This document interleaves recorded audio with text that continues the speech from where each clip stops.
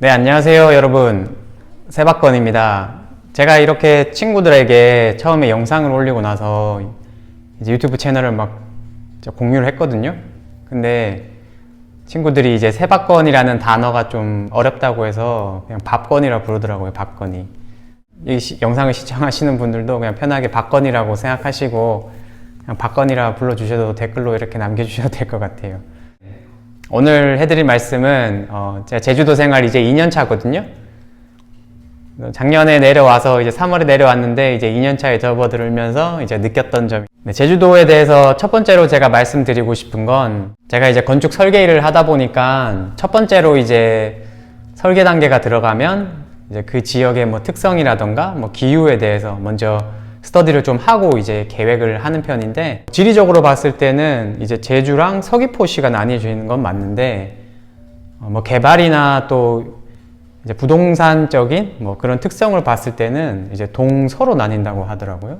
지금 TV나 뭐 매개체에 나오는 것들은 아마 저 서쪽이 좀 많을 거예요. 지형을 봤을 때 동쪽에는 뭐 오름이라던가 아니면 보존되어야 될 문화재가 좀 많아서 또 그리고 서쪽이 좀 평탄한 지형이 많아요. 제주도 여행해 보신 분들은 알겠지만 서쪽으로 이렇게 해안도로 따라서 돌면 꽤 넓은 이제 평지가 이렇게 쫙 펼쳐지거든요. 네, 그런 지리적 특성을 가지고 있어요. 그러면 이제 두 번째는 바로 기후입니다. 좋은 날에 여행 하시잖아요. 그러면 진짜 좋거든요. 저도 역시 이제 날씨가 좋으면은 그냥 기분도 좋고 좀 한없이 다 좋아지는 게 있어요. 근데 이제 그런 날이 한 일주일에 한 3번? 2번? 해가 쨍쨍이 이렇게 나는 날이 별로 없어요. 바람도 엄청 많이 불고, 이제 제주도에 이제 비가 오잖아요. 여기는 그냥 비가 옆에서 이렇게 때리다 보니까 완전 그냥 물바다 되는 거는 시간 문제고요. 처마 지붕 있는 데에다 막 비가 막 이렇게 친다고 하더라고요. 근데 진짜 이렇게 치는 것 같아요, 제가 봤을 때는. 안 믿기시겠죠? 네, 저도 처음엔 그랬어요. 우산 쓰잖아요. 우산이 필요가 없어요. 우산을 쓰고 가다가 뭐 옆에서 때리니까 우산도 뭐 들어도 뭐 그냥 다 젖어 있고, 뭐 이 우산 그냥 버리시고 그냥 비옷 같은 거, 우비 같은 거 있잖아요. 그냥 장화 신으시고 그냥 그렇게 다니시는 게 좀 더 좋아요, 제주도는. 네, 습도가 장난 아니죠? 근데 저 지금 해안가 쪽에 이렇게 지내고 있는데 빨래를 바깥에 널어 놓잖아요. 그러면 빨래는 잘 말라요. 바람 때문에 이렇게 바람이 통풍도 잘 되고 이런데 집 안에 널어 놨을 때가 좀 문제가 되는 것 같아요. 집에서는 진짜 저 여름에 서울에서 지낼 때는 물 먹는 하마 이런 거 6개짜리 있잖아요. 집에 두면은 한 3, 4개월 정도는 갔던 것 같은데 여기서 이제 한 달 만에 그냥 물이 꽉 차버리는 거예요. 그래서 항상 여름에는 장마철 되면은 옷장 같은 거 열어서 환기 자주 시켜줘야 되고, 또 저쪽에 서귀포 같은 경우는 이제 안개도 되게 많이 끼거든요. 안개가 많이 끼니까 더 습도가 높은 거죠. 제 친구 같은 경우는 저희가 한 달 동안 방을 비웠대요, 서귀포에서. 근데 거기 아파트였는데 한 달 뒤에 이렇게 와봤는데 집안에 곰팡이가 진짜 장난 아니었대요. 우리나라에서 습도 높고 분지 지형을 가진 게 대구잖아요. 저 대구에서 왔거든요. 솔직히 뭐 대구보다는 막 그런 답답함이나 이런 건 없는 것 같아요. 습도 때문에 느끼는 그런 깝깝한, 막 숨 쉴 때 막 뭔가 들어오고 막 그런 건 없고, 그냥 단순히 그냥 습도가 많아서, 습도가 높아서 이제 뭐 곰팡이라든가 이런 문제가 있다. 또 이제 바람이 많이 불다 보니까 이제 피부가 좀 안 좋아지는 것 같아요. 그래서 자동차 같은 경우도 그래서 해안가 쪽이다 보니까 아무래도 부식이 되게 빨리 진행되고, 근데 그런 게 이제 피부에도 영향을 미치겠죠. 그래서 그런 것도 항상 운동 나갈 때는 이런 마스크라던가 뭐 이렇게 막 하고 막 이런 거 막 하고 나가거든요.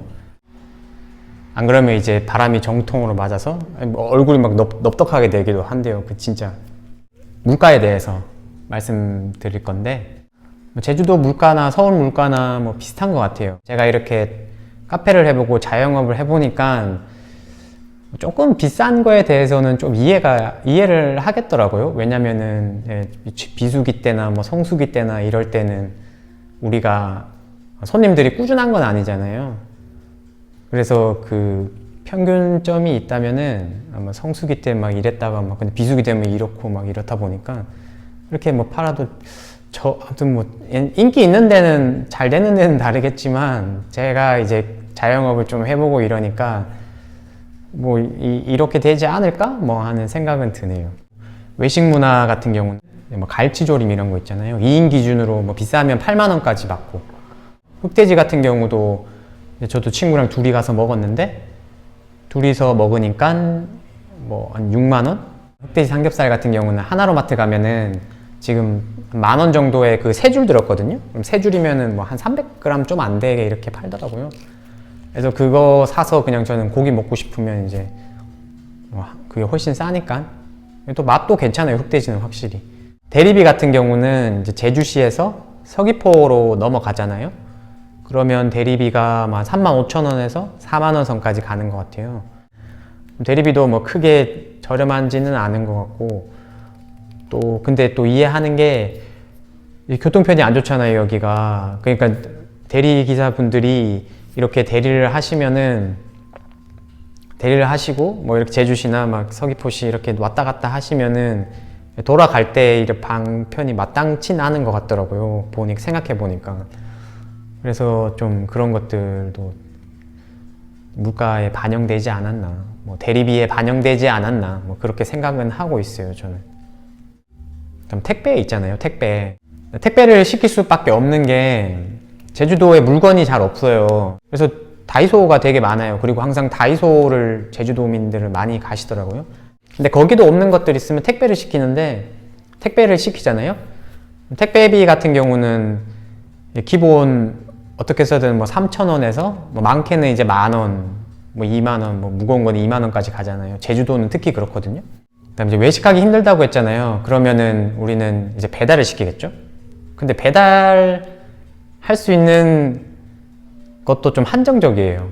저 같은 경우는 제주시에서 그래도 한 1시간 정도 외지에 있거든요. 성산이랑 제주시 중간에 있는데, 제가 친구한테 생일이라고 이제 기프트콘 선물을 받았거든요. 치킨 기프트콘. 근데 기프트콘을 사용할 수가 없는 거예요. 업체에서 받지 않는다고 하더라고요. 혼자 살면서 요리해 먹거나 뭐 이런 것도 저는 좋다고 생각하거든요. 왜냐면 이제 그렇게 어플이 안 되니까 저도 이제 먹고 살아야 되니까 장을 봐와서 제가 요리를 하는 거죠. 그래서 여기서도 요리를 많이 배우긴 했어요. 제 스스로 먹고 살려고 이제 막 유튜브 보면서 아, 이런 요리가 있구나. 그래서 그런 것도 뭐 꼭 나쁘게는 받아들일 수는 없겠죠. 뭐 안 되긴 하지만 요리 실력을 키울 수 있다, 뭐 이렇게 해석할 수도 있겠죠. 다음으로는 이제 문화활동인데요. 제주도엔 영화관이 많이 없어요. 서귀포에는 서귀포 월드컵 경기장에 그게 하나 있거든요.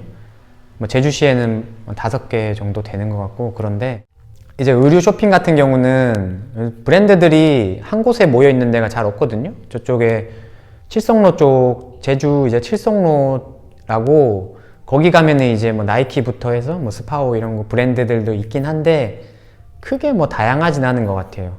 또 저는 제주도 와서 처음 알게 된 건데 백화점이 없어요, 제주도 안에는. 그게 좀 진짜 신기했어요. 이제 백화점이 없다 보니까 또 화장품 있잖아요. 제가 뭐 화장품을 사러 가야 되는데 화장품 브랜드도 따로 모여있는 데가 없는 거예요. 그러니까 이용하는 게 이제 뭐 올리브영 같은 거, 올리브영에 가서 뭐 화장품을 산다든지 뭐 이런 경우도 발생을 하더라고요. 그리고 또 몇 가지 더 말씀드리면 벌레들이 좀 많거든요. 아직 훼손되지 않은 곳이 많다 보니까 이제 벌레들이 진짜 많은데, 벌레가 어느 정도냐면 저희 집이 새 집인데도 이제 바퀴벌레가 나왔는데 진짜 한 이만하거든요, 바퀴벌레가. 저 깜짝 놀래가지고 보자마자 비명 질렀는데 약간 공포를 느꼈어요. 뭐 돈벌레라던가 아니면은 그 다리 이렇게 주황색으로 된 지네 있잖아요. 지네들 막 그런 게 엄청 많기도 하고. 카페가 이제 폴딩 도어 있는데 활짝 열었을 때 그 기분을 좀 느끼고 싶었는데 잠시 열어두잖아요. 벌레들이 엄청 들어와요. 그래서 엄청 들어와가지고 유리에 막 붙어 있거든요. 막 똥파리라던가 막 이런 게. 그러면 이제 그런 파리들이 여기 유리에다가 똥을 싸나요. 그러면 그 똥들 때문에 약간 좀 비위생적이긴 하더라고요. 가로등이 없는 데가 좀 많거든요. 이제 해안도로 따라 걸으면은 이제 막상 좀 차도 없고 뭐 불빛도 없고 이러니까 저녁에 이제 운전하고 가잖아요. 그러면 좀 약간 무서울 때도 좀 있는 것 같아요. 가로등이 좀 빈약하다 보니까 항상 밤길 운전은 조심해야 된다. 제주도 하면은 그래도 귤이잖아요, 귤. 과일 중에서는. 근데 귤을 이제 쉽게 구할 수 있는 것 같아요. 저희 집 같은 경우도 귤철이 되면은 좀 이제 하자가 있는 귤들 있잖아요. 그런 거를 이웃 주민분들이 먹으라고 이렇게 주시기도 하거든요. 그래서 매장에 좀 잠시 두기도 했는데 또 귤이 또 맛있어요, 제주도 귤이. 자, 이제 마지막으로 제주도 생활에서의 제일 고민거리는 아무래도 외롭지 않냐? 너 괜찮아? 너 어디 모임 같은 데 안 나가? 저 같은 경우는 이제 제주도 내려와서 1년 동안 있으면서 알게 된 사람이 근처에 이제 카페 하시면서 지나가다가 저한테 말 걸어주신 부부분들이 계시거든요. 이제 그분들 말고는 제가 1년 동안 새롭게 누군가를 사귀지 못했어요, 여기서는.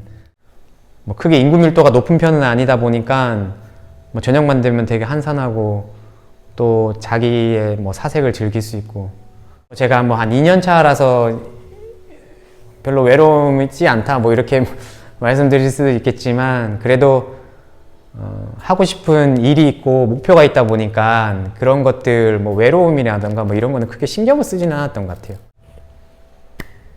자, 그래서 제주도에서 2년 동안 생활하면서 느꼈던 거를 말씀드려 봤는데 어떠세요? 좀 도움이 되셨나요? 말도 좀 말주변도 없고 그렇게 막 썩 말도 잘하는 편은 아닌데 이제 끝까지 봐주셨다면은 진짜 감사드리고, 이 지루한 영상 도움이나 조금이라도 되셨으면 좋겠어요. 저도 이제 세상에 필요한 사람이 되고 싶으니까 아무튼 여기까지 시청해 주셔서 너무 감사드리고, 또 다음에는 또 다른 콘텐츠로 또 한 번 더 찾아뵐게요. 네, 감사합니다. 안녕.